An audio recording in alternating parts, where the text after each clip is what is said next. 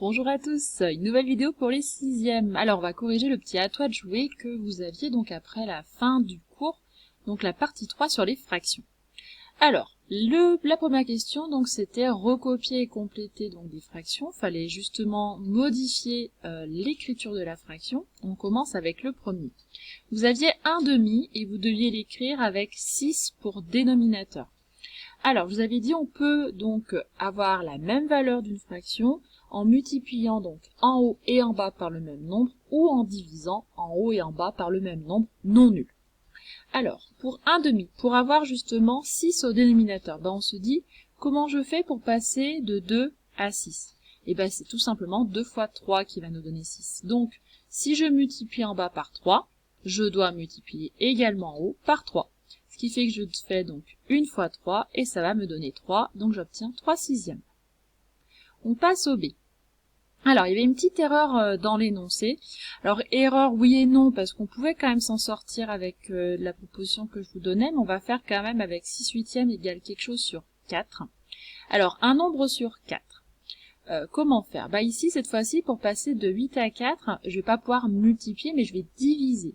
Donc ici, je vais diviser par 2. Alors on pourrait voir qu'on pourrait multiplier par 0,5, mais là ce sont des choses un petit peu plus complexes. Là ici on va aller très très simple, pour le moment en 6e, on y va doucement. On se dit juste que 8 c'est 4 fois 2, donc on va tout simplement diviser par 2 pour obtenir 4. Si je divise par 2 en bas, je vais diviser par 2 en haut. Et 6 divisé par 2, ça me donne 3. Alors dans l'énoncé de départ, je vous avais mis 6 huitièmes égale un nombre sur 2. On peut se dire, tiens, je vais tout simplement diviser par 4. Pourquoi? Parce que 8, c'est 2 fois 4. Le problème, c'est qu'en haut, on se dit, tiens, je fais 6 divisé par 4, et mince, là, par contre, 6 n'est pas dans la table de 4. Alors, 6 divisé par 4, ça nous donne 1,5.